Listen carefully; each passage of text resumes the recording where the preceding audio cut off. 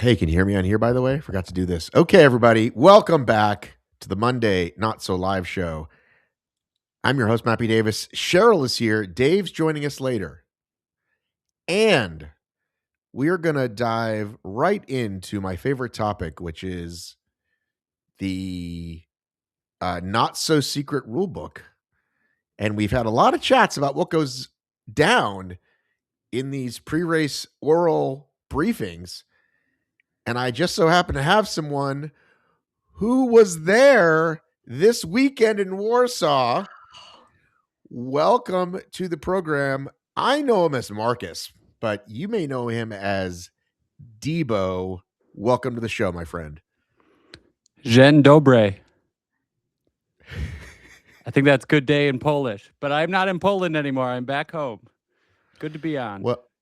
Well, listen, I had some questions for you because I like to ask around when I hear, oh, this happened. I'm like, I'll just start reaching out to athletes so I can get more than one person's opinion or one person's thoughts. And you said, well, I'll come on.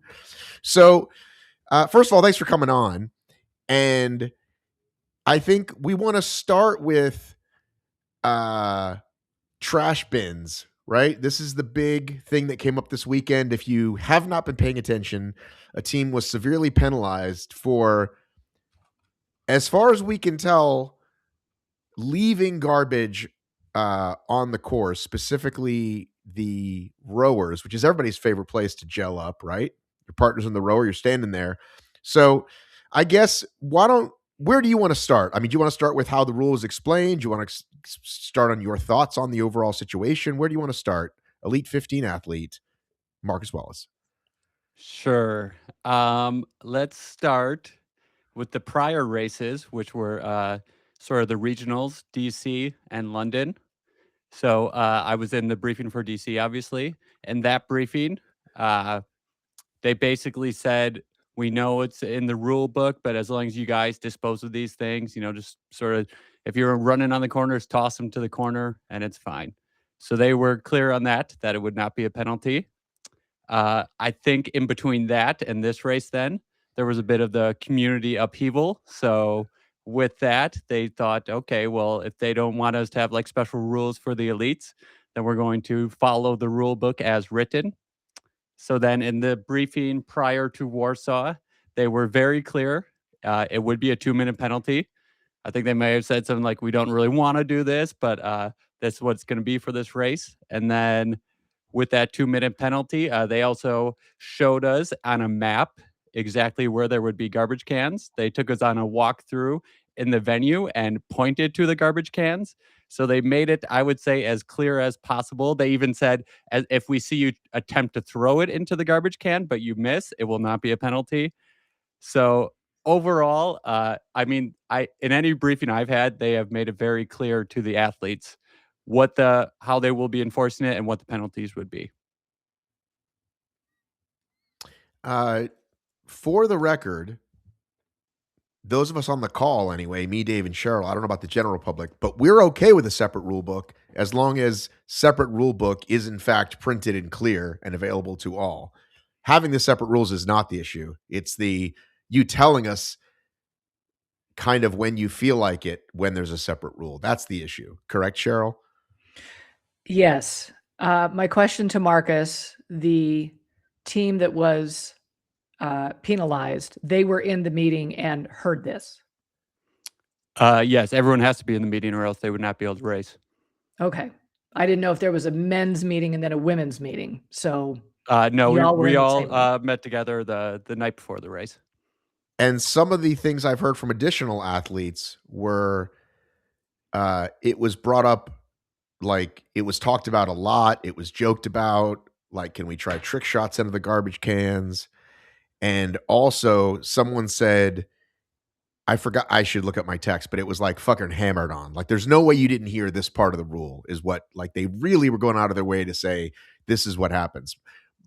Yes, I believe basically they had like a slide, as in like to bring attention, like I believe there maybe was one other thing, the rapid cooling as well. So they had a specific slide, bring attention to these things, make sure everyone's very clear on them.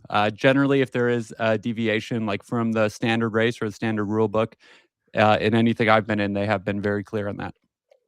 So what was the slide on standard on cooling?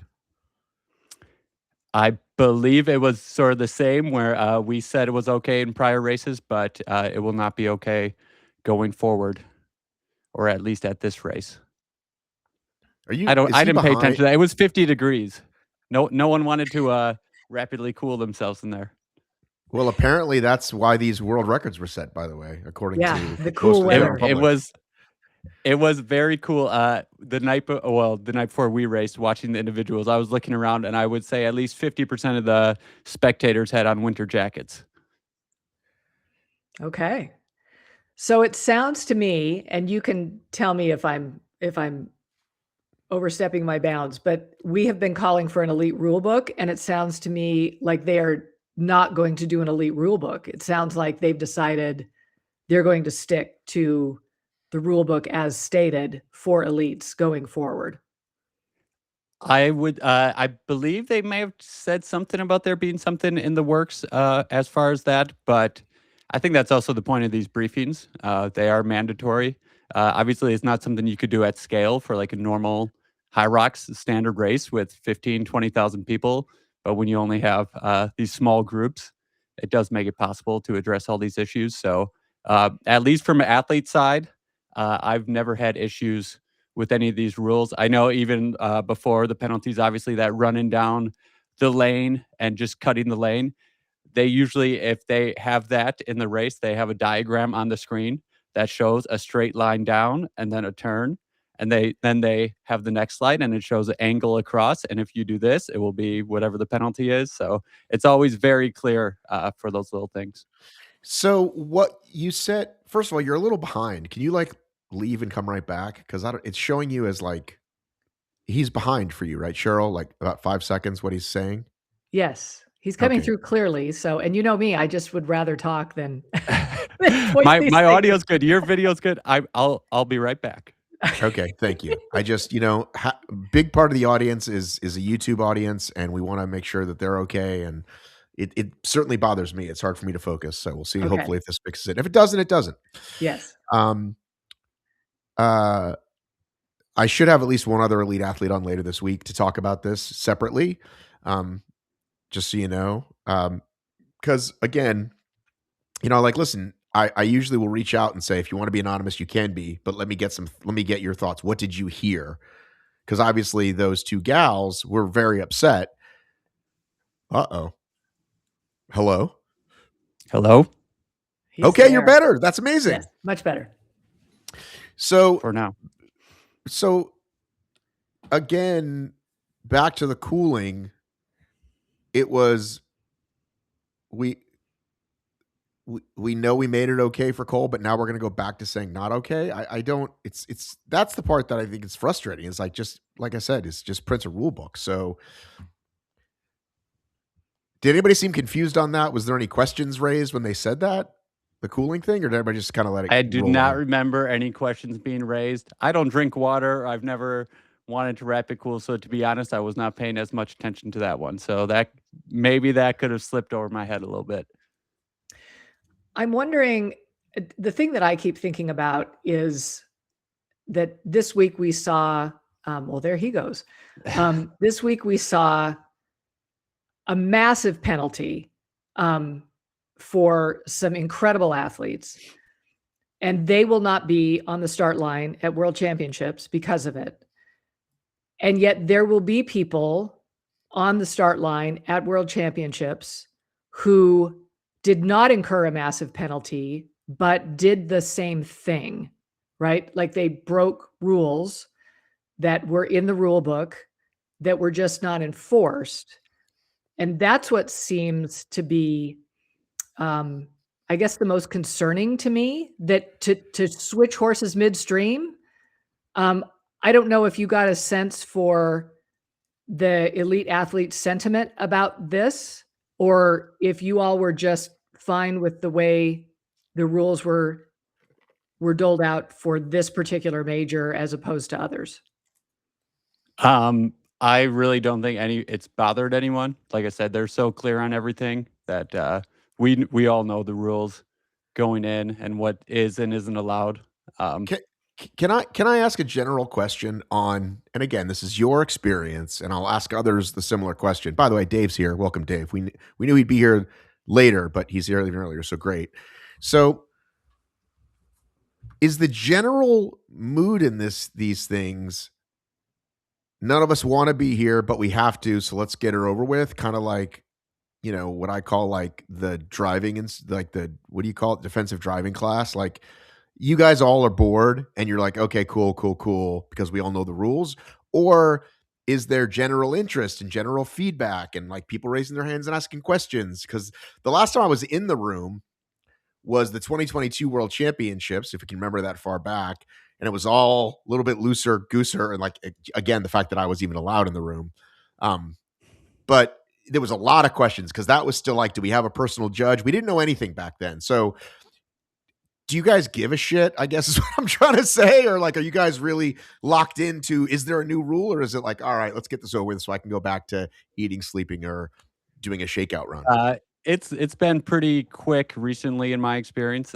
They try and keep it to about 30 minutes and then we go walk the course. And yeah, I mean, it's okay. You all know the rule book. If you don't have a link, here's where you can find the link. And then really the only things we're talking about are more procedural things like what time you need to be there, what the warm-up situation is going to look like when you got a report for getting called out. And then along with that, just really any deviations that what you wouldn't find in the rule book that will be at that race. Dave, did you catch the beginning? Do you know what we're talking about? I think I can jump in the middle. Okay, great. Go for it. I didn't catch the beginning, but I think I can jump in the middle. Obviously, we're talking about the rules for the Elite 15. And yeah, so we thought we'd hear from someone who actually sits in these secret meetings. Yeah, but Debo, he's paid off. You can't believe what he says. No one could pay me off. But I am looking for sponsors. Sponsors, you could pay me. Yep. But my question, and this has remained a question for a while, and it's not one that Debo can answer. It's why are the rules different? And if they are, why is there not a different rule book so that at least everything's written down and you don't have to have any questions like this, and then everything's just clear cut, and then we wouldn't have to deal with any of this stuff. Yeah, I think it's this tension between, between they want to make the experience, like obviously there are certain things we can do on an open course with not as many people that they would never be able to do at a wide open race. If there's a couple gel wrappers left over, they thought it was cool before, but then the community sort of had this upheaval. So then they're like, all right, we'll listen to the community, what they want. They want the same rule book enforced. But then I think it sort of backfires on the community because now we have two great athletes in these women who aren't going to be at the world champs because they got a 2-minute penalty that was a little crazy. So yeah, a little bit of a tension there. But like I said, it's always been clear to the athletes on our end. So no complaints from me. Did anybody see the video that was sent to me that shows the team pointing to the wrapper, which I didn't view as ratting, or as the UK says, grassing on? I just thought they were saying someone should pick that up. But I think the women who it happened to thought like, oh my God, I can't believe they ratted us out. And then I also heard like other racers saw other judges like pick up stuff when they see it, because that's just kind of what you would do if you were a judge and you saw that. So it just seems a bit messy. Like again, like throwing it on course or yeeting it, as Dave said, to me a lot different than I accidentally left it next to the rower. But if you're saying like, hey, we made this so fucking clear, there's no way you should have left it on the rower, I can see it. But you know what I'm saying? I am a rule follower. I had a gel. I didn't even want to risk trying to put in a trash can. I took it out of my pocket and I just put it right back in my pocket. I figured might as well be safe. I think that's what most of us do. And we saw Lauren do the very same thing right during that row. Right. And Right. so Matt, your video that you saw there, the team beside them, and I believe that was Stockley and I can't remember her teammates. Yeah, Lauren and Charlie.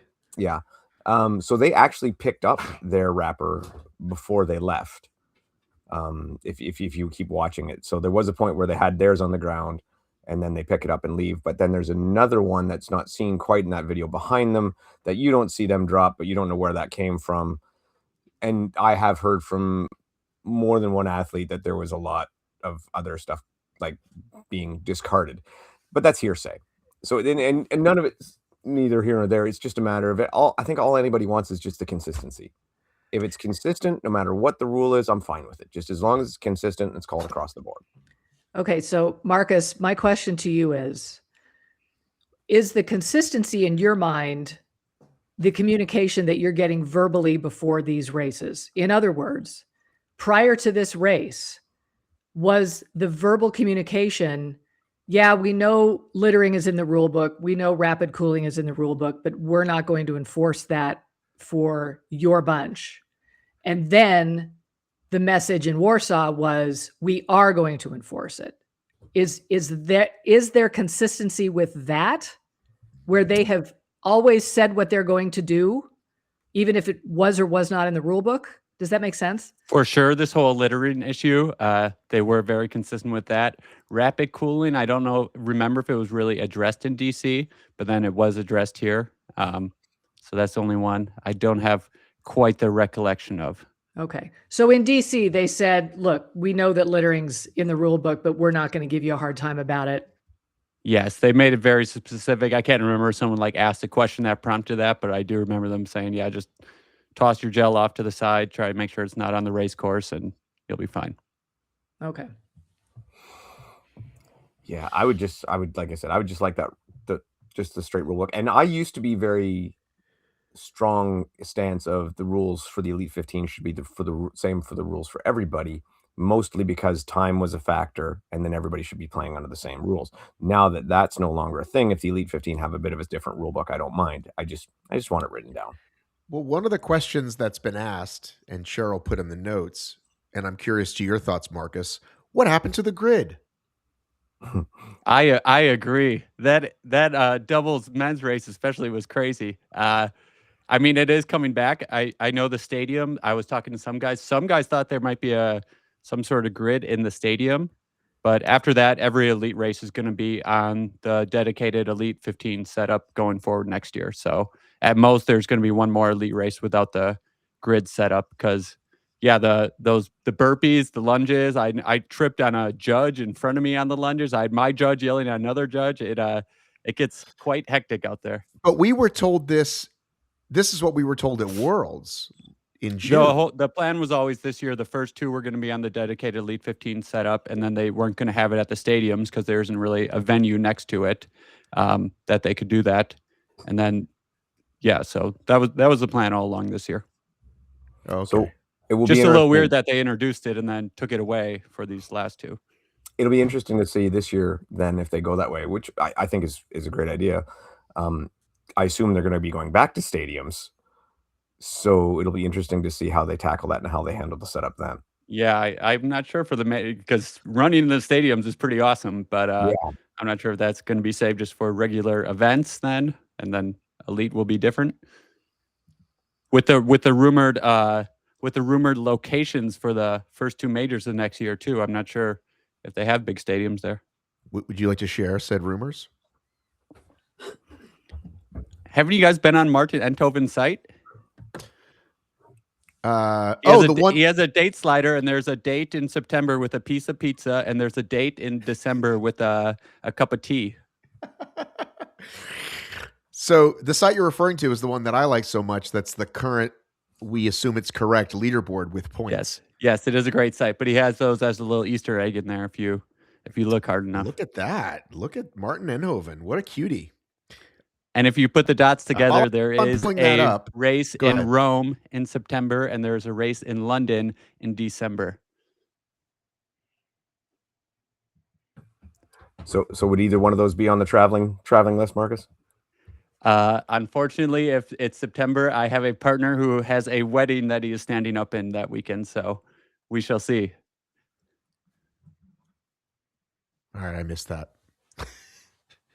This is all speculation. I tried to get confirmation on it, so maybe we shouldn't talk about it too much. No. I'm listen. We're allowed to say it's rumored. Yeah, I mean, we're not- speculation's fine as long as you say it's speculation. right. Just Well, shoot out of our ass. I know we don't have you for a ton of time, Debo. Is there anything else about the weekend you would like to discuss before we let you go? Do you guys notice there were a lot of really fast times? I was unaware. Guys, there was a relay world record set. Can you believe it? Although Hide and Joanna did go for the mixed doubles world record Sunday, and they did not get it. They were close. Who has that one? Cole and Molly from Australia. Australia? Is that near Australia? I've been in Poland. I don't know how to say things anymore. Well, that is shocking. They must have done something wrong. Are you sure they didn't run an extra lap?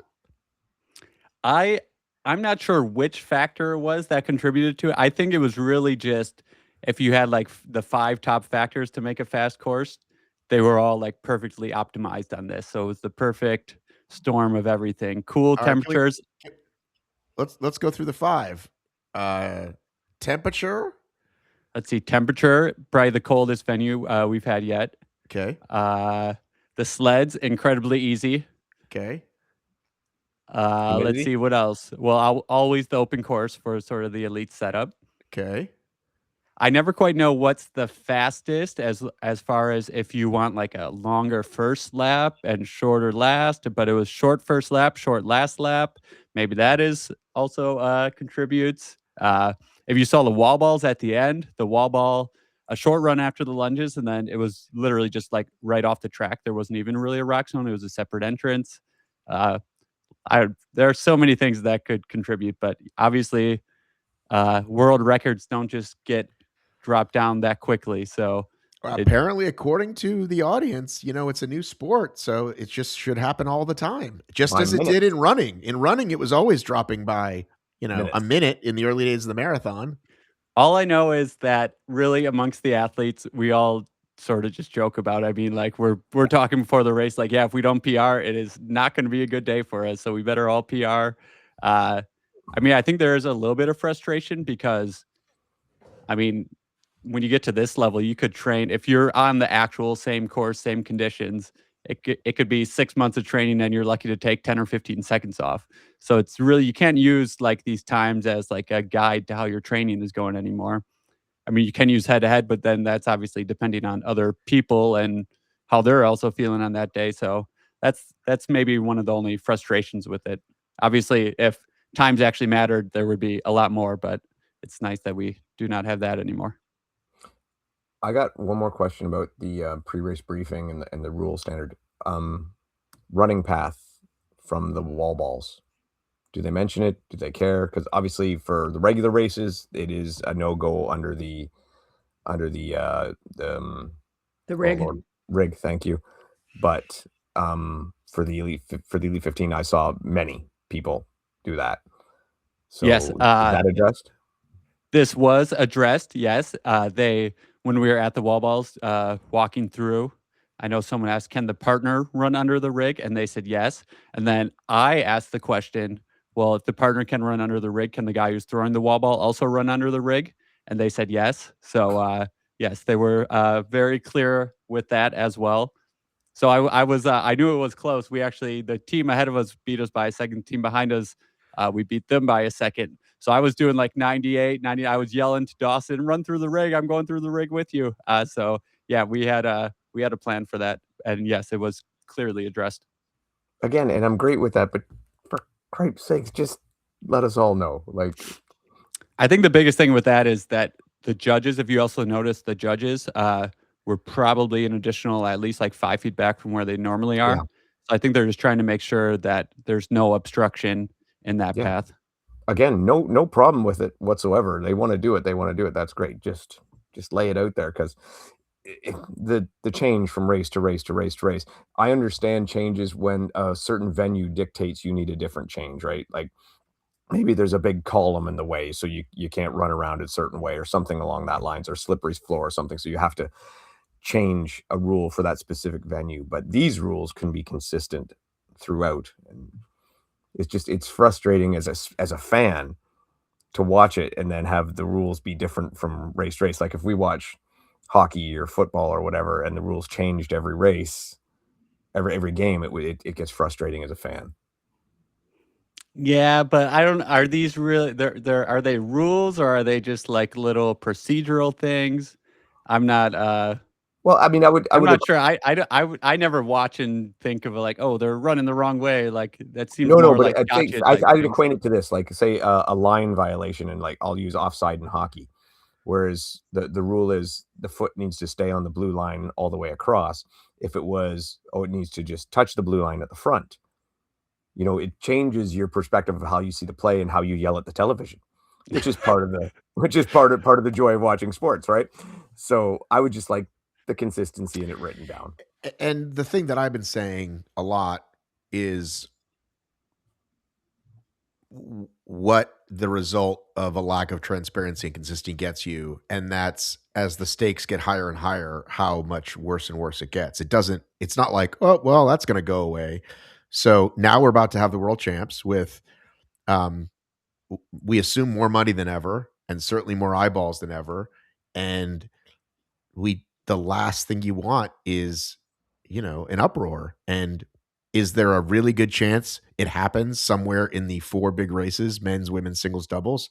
Probably. I would put money on it probably happening.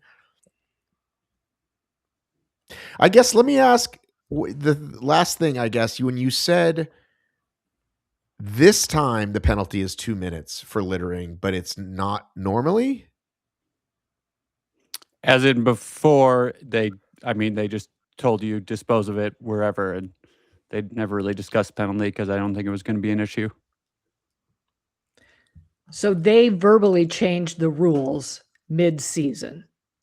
That's what happened. I mean, And verbally with a slide showing and being as clear as possible that you should not do this. Right. So that's what happened. Well, so we were all surprised, but none of the elites should have been surprised. No, none of us were surprised at all. No, I think, again, the more, like, they called her on this, and I don't have a problem with it because it is in the rule book and it is specified what it was. The problem I have is the ones that got missed. And from there, like, how that works. And if we think back to the Cole thing, the problem I had with the Cole thing was that at first we were told it was okay for them, but then he got a warning. And now, Debo, I imagine you're saying they said not to do that in Poland, correct? Yes, they said that would not be allowed. Yeah, so that would be more... I also said it was 50 degrees in there, Fahrenheit. So yes, no one. Yeah, no one was interested in doing that. Yeah. So. All right. Well, thanks for coming on, man. Hey, congratulations on your performance. Are you guys pretty happy with how things went over there? Are you glad you went? No, we aren't happy, Cheryl. Come on. No, I'm glad we went. Yeah, we had to take a shot. It was actually our first major. We made all the prior ones except Phoenix, the only one we really wanted to go to this year. So I got my wife to get €1 trip. We made the most of it. We explored Warsaw, which is an awesome city, really cool venue. It's always good hanging with the guys. Yeah, lots of good teams out there, though. We had a bet with, so there was the Dutch team, Hidde and Thierry, and then the Dutch and Belgian team. So it was their 2 teams versus Team USA. Cumulative time for the Team USA versus them, and they did beat us as well. Hidde said we need to send them a gun in the mail from the US. No problem. All right, I'm kicking you off now because now you're going to get me like demonetized. All right, no more rule talk. Celebrate the athletes and all their accomplishments. That's what we're going to do. That's what we're going to do. Except never, because you mentioned that word. You don't need to mention us. Best sled pulls in the business. Does he know who we are? Of course, we celebrate the athletes, but we're here to gripe about the rules. Yeah, I don't think we don't need to explain ourselves. But surprising, I'm the only reason anyone even listens to me. I'm a bit surprised that because he said it more than once, like, well, yeah, the audience is upset that we don't have the same rules. It's like, no, we're not. We just want a clear rule book. Everybody understands. I'm sure there's some people that think that, but all of us on this show and the general public is like clarity, consistency. Because again, what was said in the meeting, right? And now that they've changed that in multiple meetings, right? And it could change again at Worlds, and God forbid somebody cools or some litter happens and it costs somebody a place. I mean, who the fuck knows what's going to happen? It is an absolute toss-up, which is not what you want. You don't want, hey, I wonder what rule is going to happen this week to do it. You know, you said, you know, Cheryl, you mentioned about, you know, people going to the world champs versus people that qualified before. Something that I hadn't thought about that someone mentioned to me was we were celebrating. I'll speak personally. I was celebrating the fact that they got rid of the no more ratting on people thing, right? Like, well, I'm glad they got rid of that. However, by changing that mid-season, you do in fact affect all the people that happen to. So they probably shouldn't have changed it mid-season for that reason, because you've essentially really upset the balance. It's like, oh, well, you got screwed. So, again, I'm sure there's going to be new information. And basically what they're saying as a sport is every major / regional, every championship race, let's say, right, which includes the world championship, will have different rules. That's basically what they're saying. I don't think that's what they're saying. That okay. Cheryl. Here's what I heard. Cheryl. What? They're not saying it out loud. So my here's children, what I think they're my saying. children know they can get away with shit with my wife. They can't get away with me. They don't say that out loud. After hearing Marcus, here's my impression. I think that HYROX is responsive in their own way. They always have been, right? That they hear from the community. They do something about it, usually. That happens on a regular basis. We've seen that year after year. And my impression is that from Warsaw forward, until they say different, they will enforce the rule book. That it doesn't feel like chaos to me. It feels like a pivot that they have made in response to the community, which was not necessarily wise given that we're still in the same season, right? Like, it definitely affects who's gotten into Worlds based on the fact that they've changed. But according to Marcus, all you have to do is go to that mandatory meeting and you know what you're supposed to do. And ask questions if you're unclear. Yeah. Like he says they've got a slide and it's clear. Now, would we prefer to have a straight up rule book so we could all predict with 100% clarity what was going to happen on course? Yes. That, I think, if they want to be a serious sport, is going to need to be what happens. Well, and communicating said things to say, you know, the broadcast team, so they know what they're calling. Right? Well, I'll say one thing that I found I kind of liked was Matt Locke's voice coming from the ether, you know, pronouncing these penalties as we went along. Like, at least we knew why penalties were getting, you know, what they were for and why they were getting enforced. That has not happened before. Again, responsiveness in their own way, right? So yeah, if they're going forward with, we're just going to stick with the general rule book, then great. But to Dave's point, don't let them run under the rig then, because that is definitely something we don't want to be showing the mass population is okay to do. But he just said it was. Well, that's what I'm saying is they can't have it both ways. They're going to need to either stick to the rule book or not, or come up with a new elite rule book. And wouldn't it be nice if they had one by World Championships? Well, that's, yeah. Well, and therein lies the problem, right? Like you say if only they'll stick to the rule book, but they can't, because they don't want to use the rule book they have, and they don't have another rule book, so they can't stick to the rule book. And the danger in that is something coming up that they did not mention in the pre-race briefing and then having to shift on the fly. And it could be something already listed in the regular rule book that they don't want to call that way. And that's just, it's really silly because it's such an easy fix and there's no reason not to do it. Like I cannot fathom a single possible, and when I think about things, especially if I'm going to debate something or discuss something, I try to prove me wrong. And I try to come up with ways to prove me wrong. And I can't think of a single reason why not to have a set rule book. Other than I'm just going to make shit up as I go, which is not the way you run a sport. And I don't think they believe that. I really, really hope they don't believe that. Mm-hmm. So, but currently that has been the process they've been doing, is race to race, we're making shit up as we go.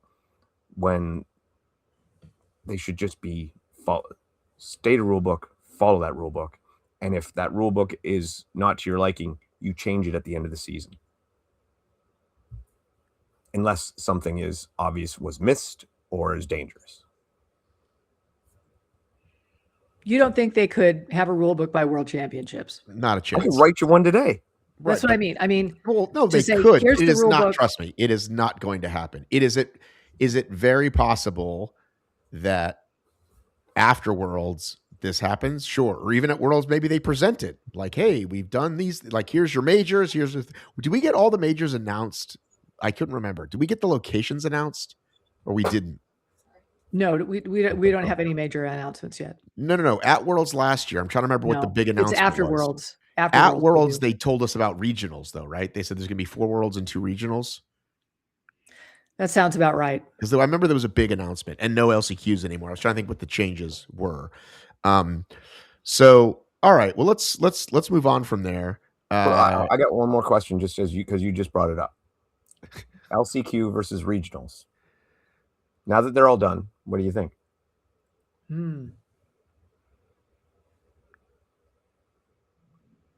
I miss the LCQs. I liked that people got into the Elite 15 that didn't get to be in the Elite 15 before. I think that was cool and meant something to them. Could they have still raced it if it was an LCQ? Sure, but I liked the kind of elevating up of it. I think it's probably a move. I mean, we've talked a lot about like why, like the whole thing when you made your whole point, Dave. But I like the regionals. I think they're cool. Maybe you figure out a way to do different spots. I don't know, but no, I liked it. I thought it gave a lot of athletes a way to step up. But with this new Elite 15/Division 1, I guess you won't need that. And then maybe we can go back to LCQ. But according to Matt Locke, we'll never have that again because he didn't like it. Yeah, he didn't like the burpee area. Something about he that. thought it was chaotic. Yeah, I think. Did he watch the race this week? Yeah, I wasn't sure. Because it was kind of the same thing. Yeah, I'm not sure. I got what the problem was when he said it at not FIBO, whatever that was, the coaches conference. Right. Yeah, I wasn't sure what that was about. I do agree with you, Matt, that seeing some people who would not normally be in the Elite 15 get a chance to shine was cool. That was nice to see. I don't think it convinces me the other way. I just think that was definitely a benefit of it, and I do admit enjoying to see that. And it's kind of like it does, I think, kind of grow the sport that way, right? Like it's nice to have, here's how you are in the world, here's how you are in this part of the world. I mean, I think that's kind of a cool way to slice it. I wouldn't mind seeing a regional LCQ. We only got Alyssa McElhenney because I will stop you right there. It is in fact McElhaney, although Till said it wrong for like an hour, and I couldn't understand why, because it's like it's not an uncommon thing to say Mackle whatever or Mac. So anyway, but it is McElhaney. Yes. I will correct myself. We only saw her in this major because she got lucky enough to score a ticket to Toulouse. That's how close it was. She came in third, and she barely made it because there was no easy way for her to just show up and show what she could do. The system, there's a lot of obstacles, I think, currently for these folks. Well, and again, I think the rules, though, now are out there. Like it wasn't before, and it was a big mystery. If you're new to the sport, you can go on HYROX pages, start asking around. I mean, Alyssa still almost blew it because she didn't know that Houston wasn't a qualifier. But I think if you come to the sport, the first thing you're going to find out is you got to do you got to buy this license. You got to do 5 races. And if you did your first one without buying the license, that's possible. But so I think that one has been fixed. Dave? Well, I mean, yeah, like my stance is not unknown. I mean, I don't like that system. I think it is a giant hurdle. I think if you have people who are new wanting to come into the sport who are, say, of a very high ilk, a very high standard, maybe some Olympic qualifier runners or something along that lines, immediately being thrown at them, if you want to go into a major, if you want to be really part of it, you're going to need to do at least 5 races, and you're going to need to win all 5 of those races. That's a season. So you're going to have to play for the first season, then maybe get in the second season, right? So it is definitely a hurdle. Whether you think that's a good thing or not, that's personal opinion. I personally don't really think it's necessary. I'm more of the open, let the best person win. Yeah, and I do think 5 might be too many. And I think we all agree times suck. So I applaud them for doing something new. And after season 1, they might say this worked or didn't work. Or maybe after 2 seasons, they might be like, okay, we're not seeing any new people. This isn't working. And people have been turned away because of it or whatever. But like, I'm okay with trying this one out for a couple seasons and seeing what we get. Because again, they did learn. I mean, especially with this like nonsense, right? Like if you raced EMEAs and Poland, you now are the fastest athlete in the world. And I want to say one thing that I didn't say in the article that I wrote, because I tried to cover all the logic of new sport versus old sport versus athletes getting better in the season. Like I tried to cover all those arguments. And what I missed was what Jack Bauer said on Race Brain, which is the best, the clearest thing you need. It doesn't matter what else exists in the world. If you can look at Hunter McIntyre has now the 11th best time ever, and Meg Jacoby has like the 10th fastest time ever. And if you think there's 10 people faster than Hunter, and if you think there's 10 people faster than Meg, come on, man. Like that just ain't so. There might be 6 or 7 faster than Hunter because the men are getting pretty darn fast. But you get my point. Like if they don't have if those 2 aren't near the top, something's amiss, and it's kind of like there's your visual test. Yeah, I don't disagree with that. I'm just at the point now where because the system has changed, I just don't care. No, I just needed to say that out loud. Yeah, no, but you're right. And Jack, it's a great point Jack makes. It just doesn't matter anymore, and I guess that's for the better. And if they want to clip their headlines and get the the world record headlines, that's cool. But it only works for so long because. But is it cool to have them literally the athletes standing in the start tunnel and they're already talking world record? It was absolutely ridiculous. Like they need to come up with another storyline because a vast majority of the community is just rolling their eyes at these ridiculous times, and they're acting like these were legitimate world records. Like it's just this mismatch. And it's just, to me, it's like you said, and funny enough, we said, congratulations on blowing your wad in EMEA, and Poland said, hold my beer, please. Yeah. Hold my sausage. What do they have in Poland? Sausage, yeah, we can do that. I heard great things about Poland lately. I got a neighbor, he says it's fantastic. Yeah. Poland.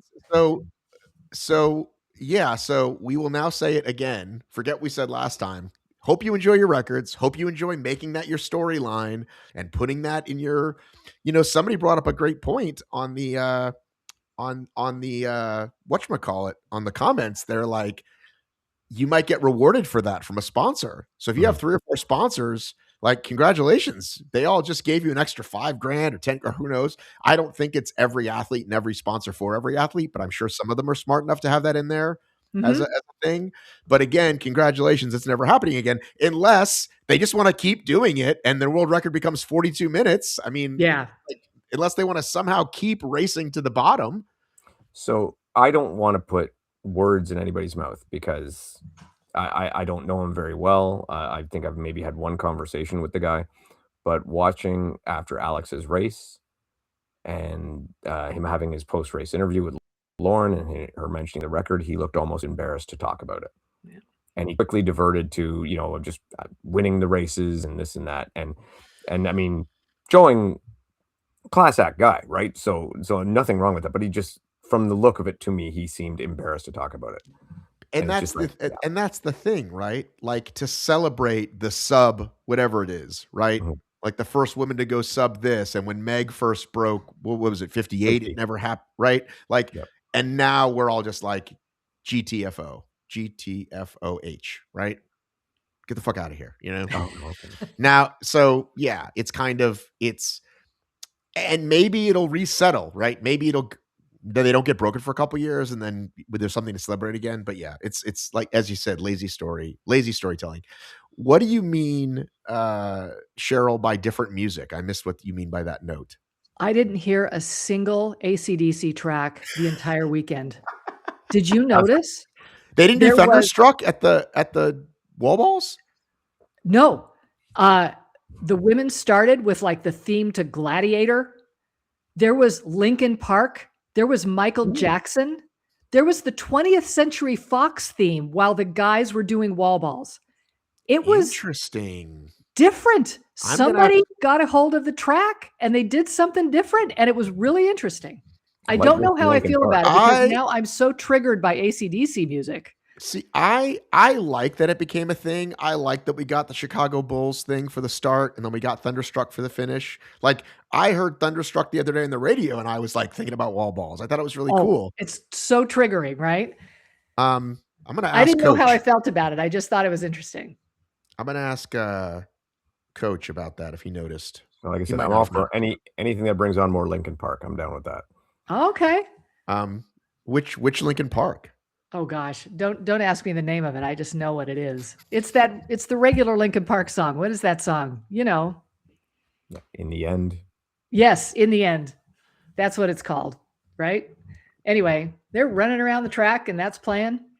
Okay. All right. I swear there was some Taylor Swift. I swear. Like it was all this like popular music, right?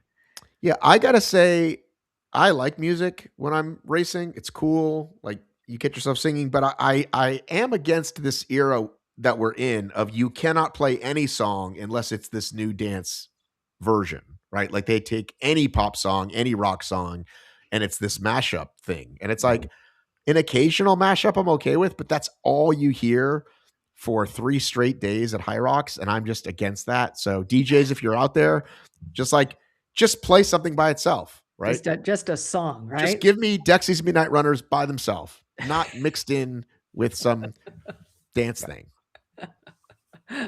I agree 100%. Okay. Yeah. Play the real song. Yeah. I don't know who the DJ was. You can cut it short. You can take clips of it. You can do that stuff, but play the real song.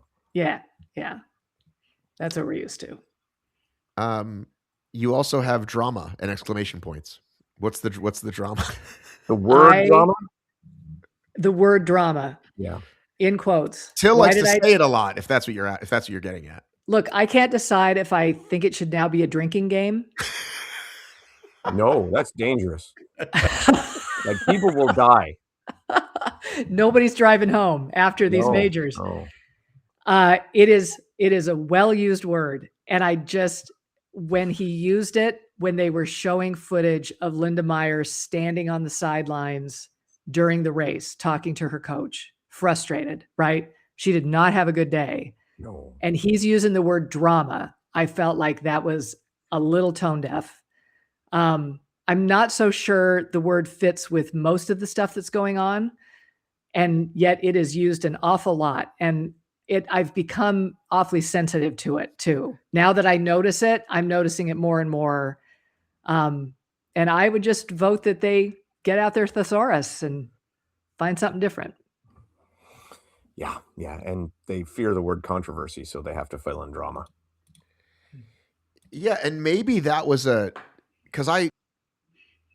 that's what. Matt, you're breaking up. That's right. Fix Matt's internet for $29.95. Look at that. We just told him. Yeah, He'll be so glad. Yeah, we did good. We did really good Yes. there. Yeah, Yes. absolutely. Yeah, the drama thing, and even I was watching it with Rye, and she was like, if he says that one more time.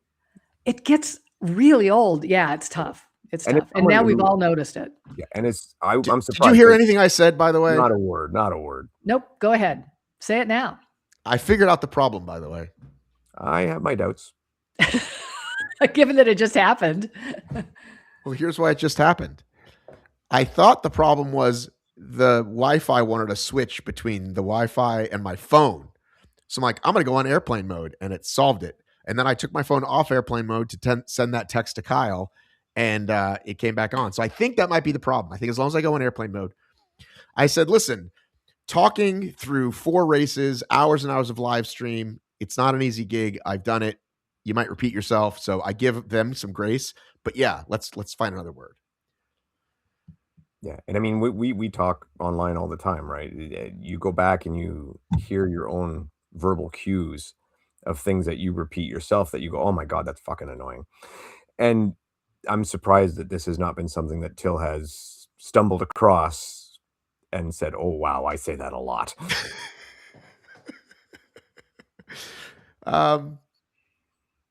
All right. Do you want to go with the 60 plus pro fella as the next thing, Cheryl, which you put? Did you put in that note or did I put in that note? You asked me to put in that note. It's a team effort. Okay. Yes. I had no part of the note. I feel like we talked about this last week, though. So we had a brief conversation after the recording about this guy, and you said, put it in the notes. And I put it in the notes like the dutiful servant that I am. You're amazing. Do you want to talk about it?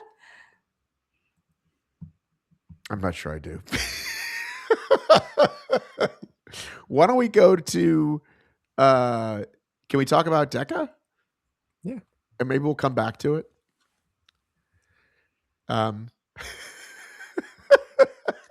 Dave, you're going to DECA this weekend. Well, I am. I will be in Sacramento.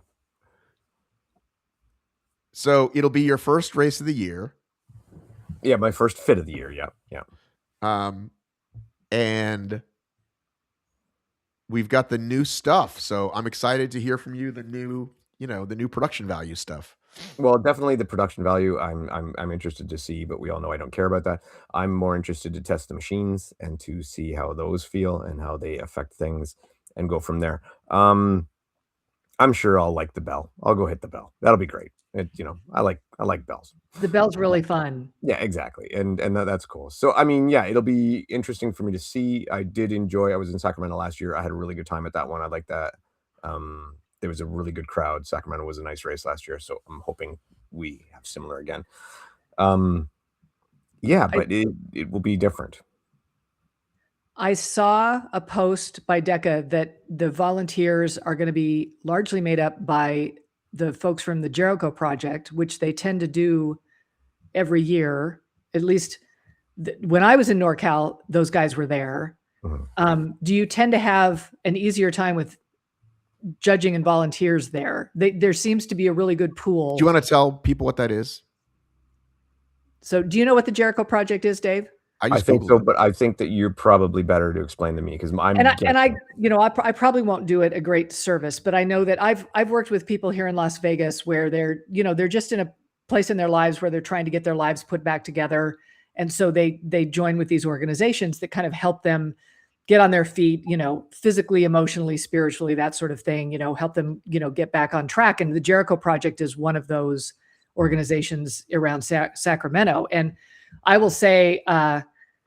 I've never been to a DECA that I've enjoyed more than going there with those guys cheering me on around that track. Like they are in it and they are so excited to be there and they're so good at what they do volunteer wise. Why can't we get them in every city? Yeah, I feel like it's the answer for getting volunteers, right, is get these really great people who are just on the upswing in their lives. And they do that there in Sacramento. And so I've always just kind of felt like there's a deeper pool for resources there as far as judging and volunteers than there have been in other places. And I don't know if that's been your experience, Dave, or not, but I have high hopes. Yeah, I mean, again, my recollection of Sacramento last year was that the judging was pretty good. That we did have, like you say, a decent pool and a large number of volunteers. I find at the fits, especially like when it's just a fit race, for me, as long as we have good numbers and good numbers of people willing to try, then generally it'll turn out well because of the way we will coach them through it and the way we'll prepare them. So if we got good numbers and good people like that, like we had before, and get them again, then I think we will have very good judging. All right. So on Saturday, you get age group in the morning, then ruck, then the elite men, the elite women, and then age group 2-person teams heat, which I call doubles. Yep. That's teams. Yep. Yeah. Yep. Teams. Mm-hmm. And then Sunday is ultra in the morning, and then 4-person teams, and then some more age group waves. Yeah. Complete opposite ends of the spectrum. The ultra and then the 4-person teams. So is this how you guys did it last year, or did you do the ultras the day before? I can't remember. I feel like the ultras were the day before at some of them. No, I think the ultras were still going the same. We're going like this last year, but there wasn't as many 4-person teams. Most of the ultras should be done by the time the 4-person teams come out there, if I'm not mistaken. And plus, a lot of the events are an extra day this year, whereas they were only 2 days last year, and I think there's a lot of them are 3 days this year. This is a 2-dayer. This is a Saturday or something. Okay, yeah. So there was ones that were 1 day or now 2 days, and ones that are even longer. So yeah, there was a definite shift in things. So the as Yancey calls it, the run of the show is a little bit different this year than it was last year. Well, and you're done midday, right? If the last age group wave is in the middle of the afternoon, you're done midday. Yes, which is nice, especially on that last day. Right. Well, that reminded me to ask Yancey for the list. He usually shoots me over some athletes going, but I don't have any. Do you guys have any idea, elite-wise, who's going? Yet. No.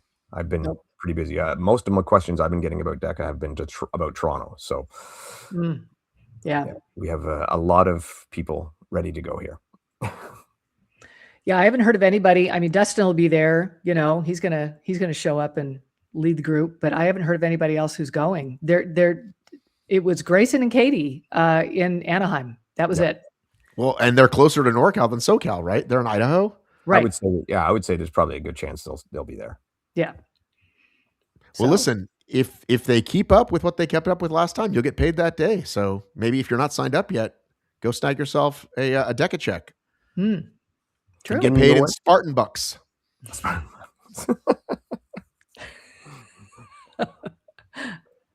Free headbands. Listen, if you saw my coverage this weekend, I wore my Spartan headband because I wanted to represent America. And a few years ago, I had people send me their headbands, and the only one I think I have left is Victor Casada. So, Victor, thank you. I represented America and wore my little flag on my head. And where was that? That was at the event called FlatOut UK, which we'll talk about in a little bit. Okay. I thought we were segueing. I was rolling, man. Look, that's amazing. Well, the other thing is, I tried. But the other news bit, I appreciate you. But then the other news bit is we did get a date change to a week later or a week earlier? Later. A week later. And did we still gain a day or lose a day? It's still a 4-day event. December 10th through 10, 11, 12, 13. Okay, yeah. That 10 to 3 I thought was 3. So it's confusing. Math is hard. Still, maths.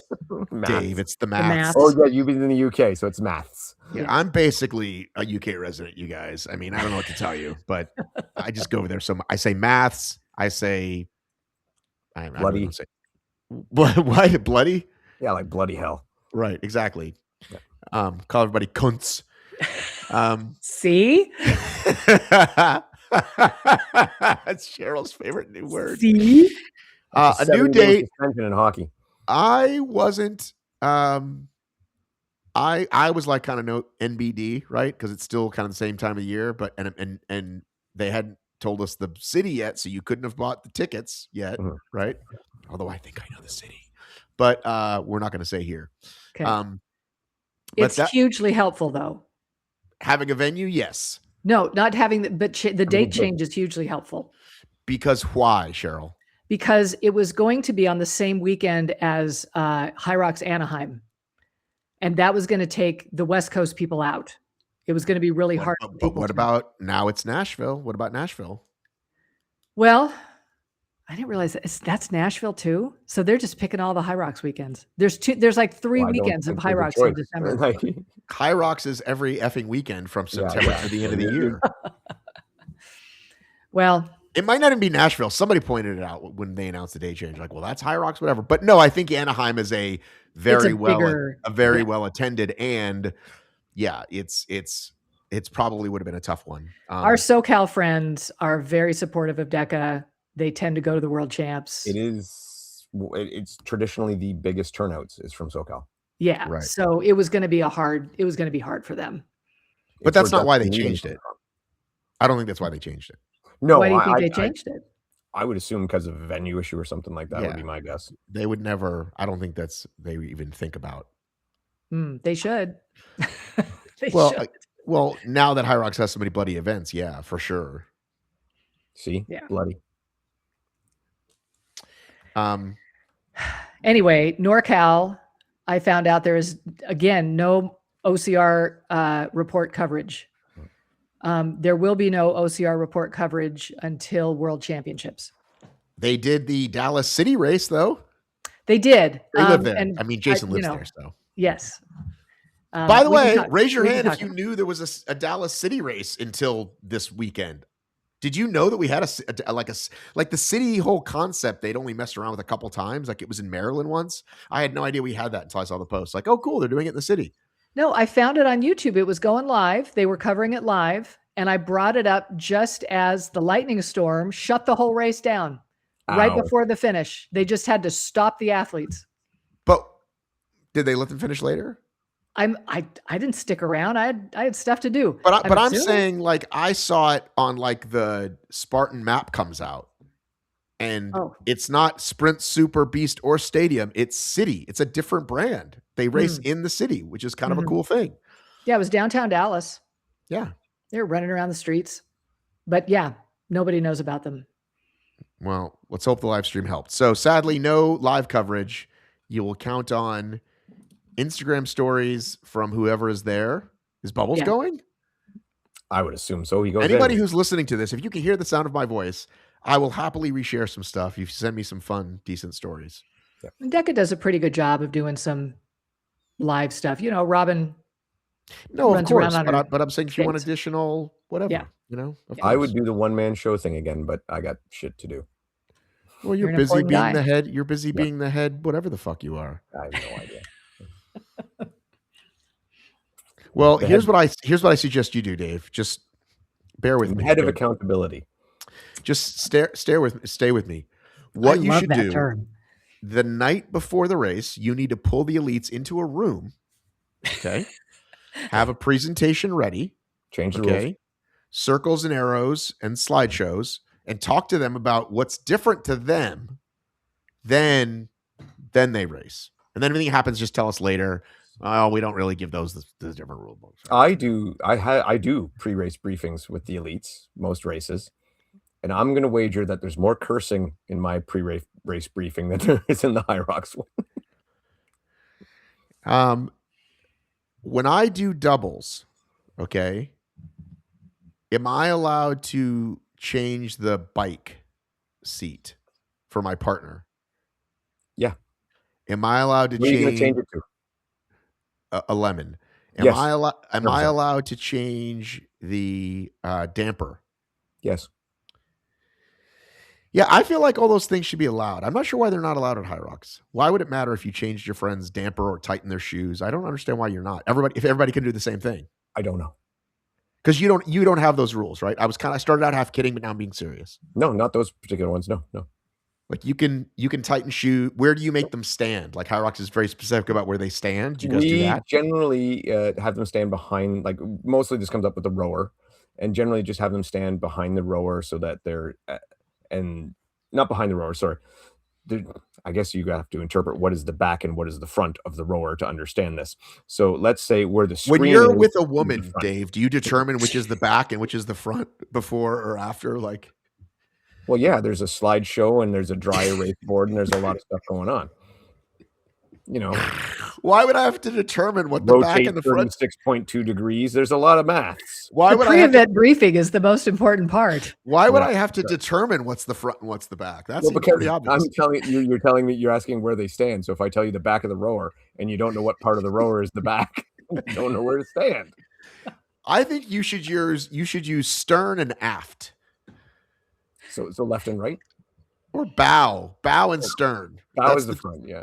No, I don't know.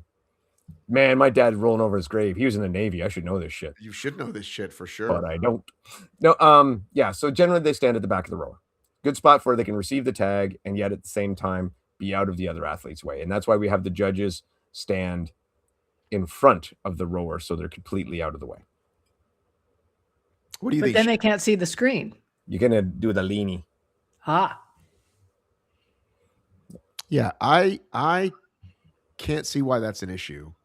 I No, think you shouldn't be able to touch your neighbor's machine, but No, that would be bad. you can pick your nose, you can pick your friends, but you can't pick your friends' noses, right? Exactly. When's the last time you heard that one, Cheryl? it actually hasn't been that long. That's how sad that is. Okay, that's one Yeah, from the 70s. Yeah, I to me it's just teamwork, right? It's just strategy. Yeah. So, I mean, it's no different than the HYROX where they don't allow you to hand off the ski erg handles. I have no idea. That one takes away teamwork, and two is harder on the machines. I don't know the benefit at all. My impression of DECA versus HYROX when it comes to doubles versus teams, right, is HYROX is I go, you go. So if one person's working, they're doing the work. It's not a team effort. Yeah. In DECA, it's teams. Yeah. You're helping each other, tagging each other. You know, that's I think there's, and again, we're just talking straight the race itself. There is so much more fun strategy in a DECA doubles or teams than there is in HYROX. Basically, the HYROX teams is how much of this station are you going to do and how much am I going to do before we go run together? Yep. And that's about it. So, but the amount of strategy you can do in a DECA teams is like so much. Infinite. Yeah. So that's why I've always professed I really like the DECA teams race better. Still enjoy HYROX doubles. Still enjoy it. Still a good time. Just prefer the DECA one better. Mm-hmm. Yeah. Now that they've changed the dates, I mean, we're seriously considering going to Worlds this year. Oh. Yeah. Oh, we're back. It's back on the table for you. We're thinking about it. Yeah. Oh, who's we? You got a mouse in your pocket? So I'm assuming my husband and I will have a good enough team's time to qualify. I would hope so. What if they want to fly him out to be a head judge in Nashville or whatever the other one was? Well, but weren't we supposed to race in Nashville? No, I said no, I wasn't because of everything that was going on in December. I didn't want to make that commitment. And then going from Anaheim till Nashville. Anyway.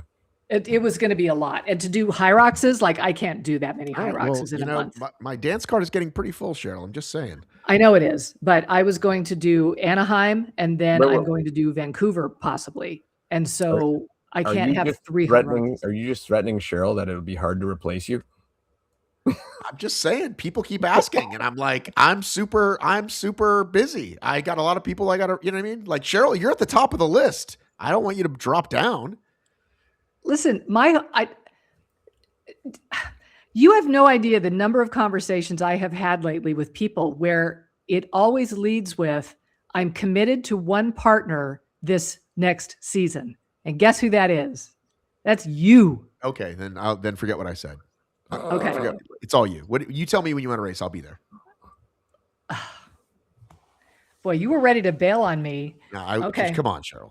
I would never. Come on. Listen, you're my ticket. We're gonna go. We're gonna get qualified. God damn it. What if Worlds is in like, I don't know, Singapore? Oh, I mean, Jesus. do you want to go all the way? I really don't. And wouldn't that be a motherfucker if I finally qualified and like that's what happened? Because I mean, the chances of it being APAC, like last year we said way too soon. Now they might do it. I know. We So- need to talk about that at some point. Here's one for you. If Worlds for HYROX next year is in North America, if it is and I qualify, I will go. Okay. And what category would you be most likely to qualify? In doubles. Doubles or with mixed doubles? Doubles. Okay. Who would your partner be? My Juan? secret. Nope, not one. My secret weapon partner. Cole Learn. No, but that would work. Jeez, yeah, that'd be all right. Nope. I wouldn't be able to tell you apart though, because you're same haircut. With my partner that I'm racing in Ottawa with in Ottawa. This will be our first race together as doubles, but me and John Cross are going to be racing together. And we will be in a advanced age division. John is 60 plus, right? John is 62. Let's go. And we will be racing pro in Ottawa. And there is not a lot of people in our combined age division racing pro. Well, but it also makes me wonder if there'll even be a spot available for Worlds at any of the races we do. So, because you never know. I am very interested in the new qualification system to begin with. You know, it's going to be hard to know if we can make any plans, you know, because I don't know what it's going to take. So you're thinking they're going to change age group? They said they're going to change age group. Yeah. You think it'll be best 5 races? It can't be that. I'm be that. No idea. Look, I told you what my theory, what my philosophy was, and what people smarter than me were saying, that it was going to be like based on a BQ kind of thing where you have to hit a certain time, and you guys shot that down. So I have no help after that. Yeah, it's a cool idea, and I like that idea. I just don't think it practically would work for them. I could see maybe a potential, again, we'll call it regionals. You know, where they hold a regional race to qualify there, kind of deal. Yeah. So I just think we need to wait and see. But Matt, I'm serious. I'm constantly. I'm committed to you 1,000%, Cheryl. Okay. I'm committed to you. My friend Chris was very upset. My friend Chris who came on the show, Chris who has the take my phone number sign. Chris Strub. He was like, I want to race with you, and I'm like, I don't know what to tell you, buddy. Like especially for the South, because I'm going to race with my buddy Clayton again, like my best buddy here, and you, right? And so I can't, and I'm probably not going to do 2 on a weekend. I'm not that fit yet. So there goes that. Tell Chris that I get to race with you, and he gets the acknowledgement that he sent you a birthday greeting. I'm never going to live that down. You only get one thing. I'm never going to live that down. Did you hear my interview with Calypso? I did. She was the first one. I did acknowledge hers because she was a day early. So yeah, just be a day early next time. I've never wished you're never doing it again. It's never happening again. I blew it. I'm really sorry. I really blew it. All right, listen. So I flew to UK to go do FlatOut. I will say I was hired by them to help them market the event and to give them feedback on the event. And so I have sent him a long list of what I, kind of what I loved and what I didn't. And what I'll say here is a lot of things right. Only their third race, a lot of things right. They're really big on. He's specifically really big on a unique venue. So the first one was at this airport, and the second one was at what they call a car park, what we would call a parking garage. And it is really cool. And one of the things I told them that didn't work about it is it did limit kind of where you could stand. Now, the whole event isn't that big, so you could kind of see the whole thing. But in terms of like following your friend from station to station, that was a little hard. So I told them, I said, it's an awesome, super cool venue. Helicopters are like legit taking off. Oh, and they did this cool thing where when you checked in, first of all, we got nice weather. So anytime in the UK, that's a roll of the dice, right? Beautiful day. So the what do you call it? Like the vendor area was outside, and that's where the warm-up area was outside. So that was all cool. And when you got there, you kind of went in and through the airport. So that was kind of a unique, original experience. And then you saw me post that instead of counting reps, we had lines. And I think that's a really, really good way to do it. And for the squats, for the goblet squats, it was 2 and then move forward. I know, Dave, you were saying, well, I like 1 better. 2's pretty good. 2's easy to remember. Hey, this is an idea I've pitched many times. So I'm anything is better. Like, yeah. I have thoughts about the lines. Ooh, cool. What are your thoughts? Well, when he asked me ahead of the race, he said, what do you like the least? And I said, well, I hate BBJs, so I can't imagine chest to floor is going to be that good. Chest to floor is fine, comparatively speaking, because you're using your whole body, but the jump is like so much of it that I did not mind that at all. I fucking hated ground to overhead. Like my back was screaming, right? And that's the last station. So that's the one I like the least. But for the ones with counting with measurement instead of on count, there was the now I'm forgetting the order already. The first one was the ski erg. The second one was those. Help me out, guys. Goblet squats? The squats. The third one was the chest to floor. I kept messing up the line though. Like every time I would go, I would stand where he just stood. And like so basically I did the same line twice, but then my judge was great. He's like, okay, now skip the next one, go to the next one. So just mentally, I was having a hard time. Like it's easy to do 2 goblet squats or the ground to floor you would do. I think we did 2 for those too. But moving my body in space was a little bit awkward. I couldn't quite grasp that. And I'm trying to think what the other one was. I have thoughts about the lines. For lunges, you went down and back, and then you made your way down a line of like 5 lines. And so that made sense too, right? Because there's only so much room. So you go down and back and then go over one and then down and back. Tell me what your thoughts are on that, Cheryl. I was trying to figure out what was bugging me about the footage. Because I do recognize, to Dave's point, it is much easier to judge when you've got a specific physical target you're trying to hit. And to be able to even do 2 goblet squats and then move to a line makes a ton of sense. But I think the thing that was bugging me is that the lines were too close together. It doesn't actually look terribly athletic to take a tiny little step to a line, do a couple of goblet squats, then take another tiny little step to a line. If they were to stretch that out, shoot, if they're in an airport, like they got room, maybe. But it's not McCarran. It's not Hartsfield. It's Saxon Air. It's like a little airfield next to a bigger airport.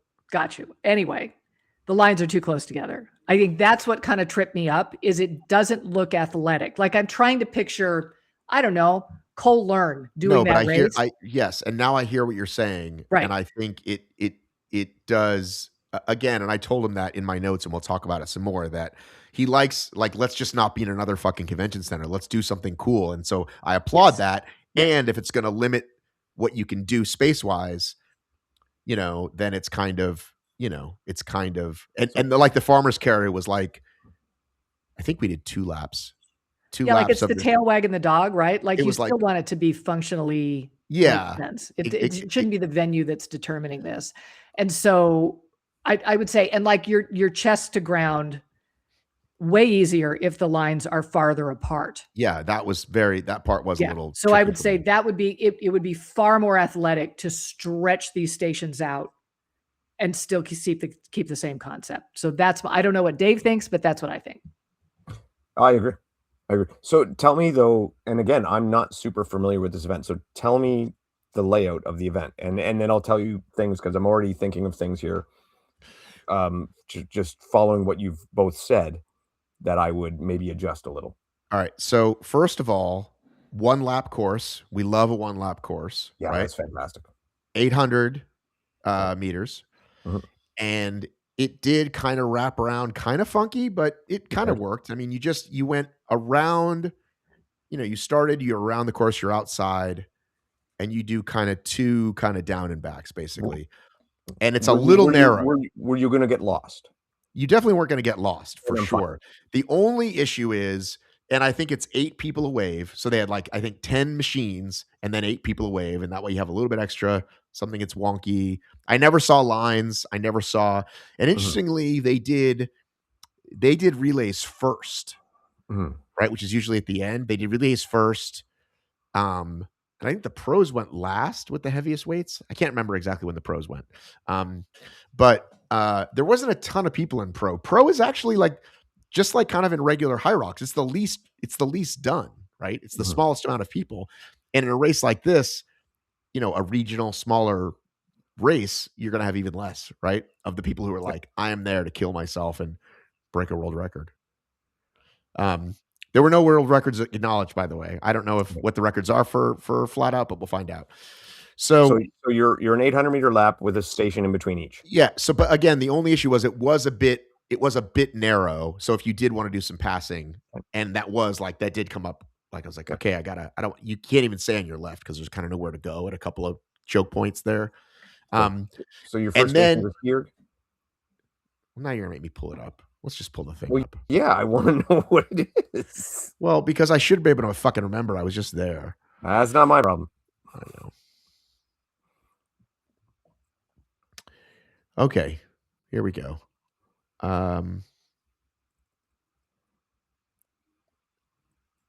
If only I knew how to share a screen. It's going to be small, I think. So stand by. Actually, that's not bad. So weighted 500 weighted squat, bike erg, chest to floor, row erg, farmer's carry, the lunge. The lunge felt light now that I think about it. I don't know if there was, I don't remember what the men's was 15 kg. What is that? 30 pounds? Yeah, a little over 30. And once again, solo, this would kind of suck. I couldn't imagine doing 100 grown to overhead, but doing it in pairs was not so bad, right? And by I'll the take end, 100 ground to overhead over 100 burpees or over 100 wall balls. So would I. And all of these split up were, doable. And then you get a run to the finish where you actually did, it wasn't just like turn around and leave. Like you actually did have to go back out and go. It was like a real sprint. Yeah, you go up and around and then to the finish line. I like that. So you said 800 meters. This is saying 5. That's exactly what I said. 500 meters. Okay, that's what you said. I remembered it wrong. Sorry. So 500 meters. 800. I don't know. But my question is, so these weights here, are these you said pro weights? These have to be the open weights. These had to have been the open because this is, I think, what we did. Yeah, because I mean, looking at the weighted squat, men's 16 kg, so you're like under 40 pounds.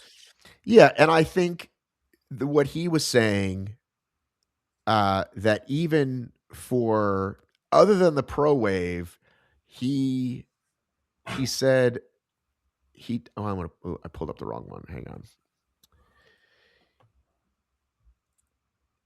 He used. Hang on. I want to make sure I say this right. I don't want to say it wrong.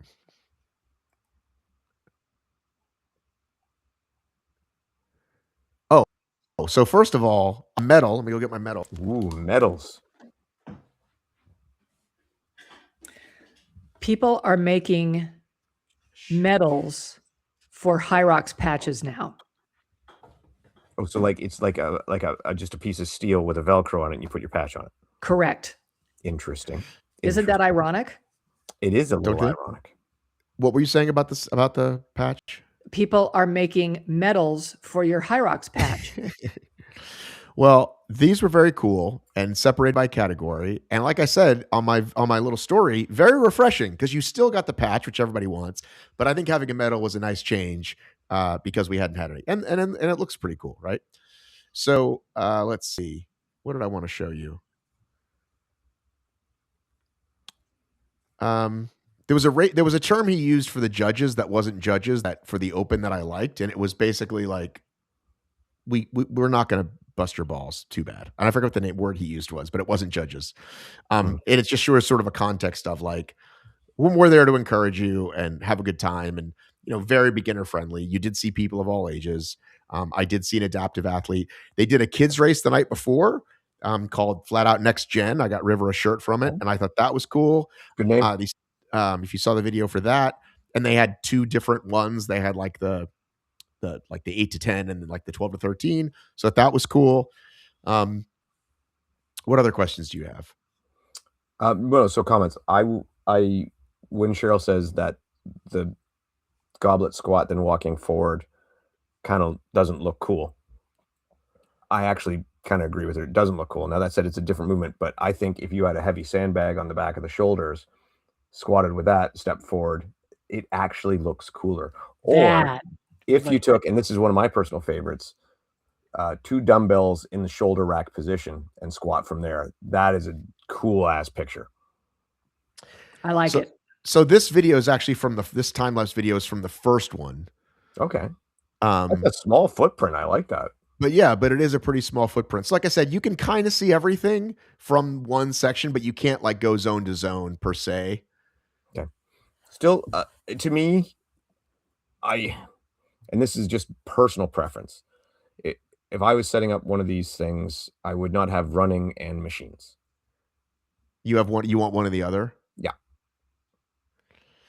Like to me to go, and I feel this about DECA, I feel it about HYROX, I feel about every other one with it, to go from running to an erg. Well, really you're just cardioing more, right? You're going from cardio to cardio. Right. And I'd rather see a different, more interesting station. I do get the appeal where you need no judges or very few judges. It makes it a lot easier, but I think there's other things you could do. Where'd it go? I want to restart this video over. There we go.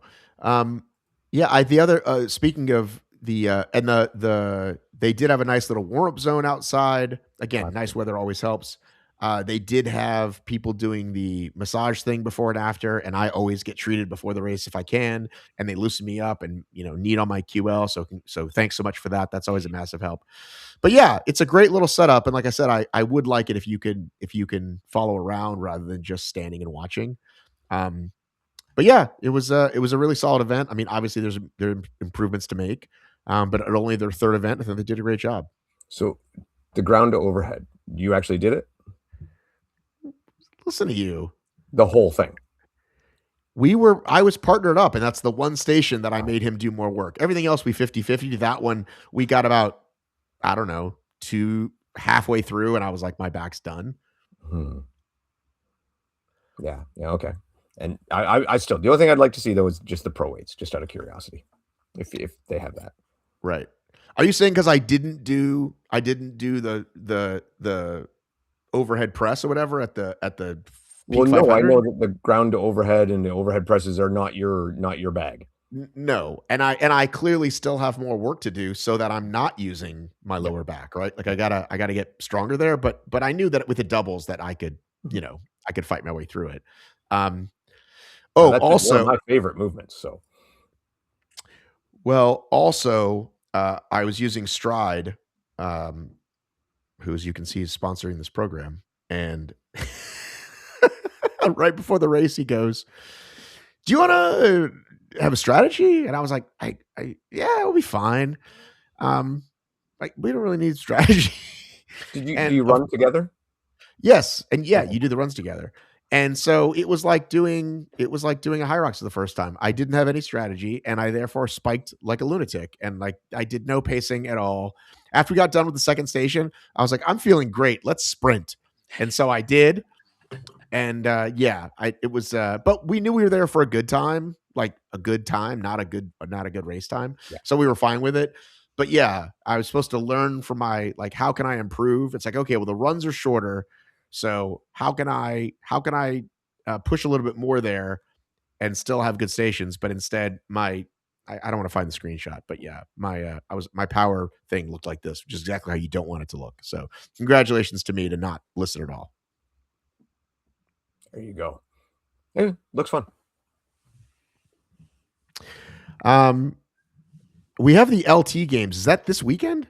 It is. Do you want to quickly preview that? You sent me So I sent you the elite start list so we could see who's going. We've got some return folks, and we've got some people who are who are new, who are coming. Okay. This is in Minneapolis again. I did get a roll down from the wait list 2 weeks ago, and there's no way I can prep for 100 ground to overheads in 2 weeks. That's just not happening. So, Okay. Dave, we're going to get some tips from you on how I can get better at that, because it took me out for 6 weeks last time I did this. But yeah, we've got returning Lauren Weeks is coming back. She's just blowing back from Warsaw, and then following week going and doing that. Dylan Scott is coming back. I think that they're both probably going to do fairly well. I would say so. But then we also have Janelle Teal coming back, and I think she's probably going to tear up this course. I think Janelle will do better than, like, she did good last time. I think she'll do even better. I think that's exactly what's going to happen. I think she of all people she's like working on this, right? Like, she's going to be great. She's the one that did the unbroken ground to overheads last time. That 645 wave. Woo. Yep. So Janelle Teal versus Jessie Smith versus Tara Jackson versus Lauren Weeks. Correct. All four going at the same time. Yes. Let's go. Now this is what we asked for last year with waves like that. That's fantastic. Yeah. So Jessie's going, but not Chandler, it looks like. Let's message Chandler. No, I can't do that. I can't do that because if I turn my phone on, we're going to lose signal. And then 6:30, Derek Owens, Alex Smith, Dylan Scott, Cole Walkington. Cole, I could see eating this up really well too. The short levers, for those deadlifts and ground to overhead, he's gonna smash those. He's gonna be just fine. Yep. And then Lauren Rentala, Brooklyn Nichols, Kara Mobley, and Brianna Carbonell. I do not know her. Yeah, I think we got some CrossFitters again that maybe we're not as familiar with, but I think that's going to be great. I know Lauren, she was not thrilled about her performance last time. She was having some health issues. So I think this is going to be a great redemption tour for her as well. I think it's going to be great. Lauren looked great down at Athex when she was down there. Yes. So they're still going to have a live feed. They're going to have a live feed going the entire time. So we should, if anybody's got friends, they should be able to get the link and watch them. I'm planning on watching my friend Sarah goes at 9 a.m. and then my other friend goes at like 3 p.m. So I'm just going to be on the live feed all day, kind of watching how that goes. And we'll see kind of what improvements they've made going forward from last time. This will be their second go around. And they kept it to just one day. My assumption is that their goal is perfection. It doesn't seem to be profit. Because who wants that? No, but that's awesome. Let's have an event. Funny thing. I love it. One thing my husband and I have noticed about being members of Lifetime is we are constantly being sold something, all the time. And the fact that they're not doing that with this, like, they are keeping this really in-house, really low key. They seem to be just making little tweaks, making it perfect. I'm very intrigued by the whole thing. Well, okay. Well, I think that's a good place to wrap up. We're at the 90-minute mark, which is someone I want to root for here, though. Nat Hottie. That's just a great name. Oh, can we give a shout out to the Pocket Rocket himself, Zach Seiken? I've never called him that before. He's awesome, man. Yeah, he just reminds me of a young Alex Blennis, because like Alex was like young and little when he started, and now he's a beast. And I don't even know how you say it. Is it Seigen? Is it Seigen? Zach? I'm so embarrassed because I met him at Frontline OCR 2 years ago. And he won that, and I was like, "Who the fuck is this guy?" And he was a stud, and he's just, he's like 5 foot nothing, literally, and out there always pushing it with the big boys. So good job, Zach. Big fan. Nice. 5:30 should be a good heat then. This is Minnesota time, right? Yes.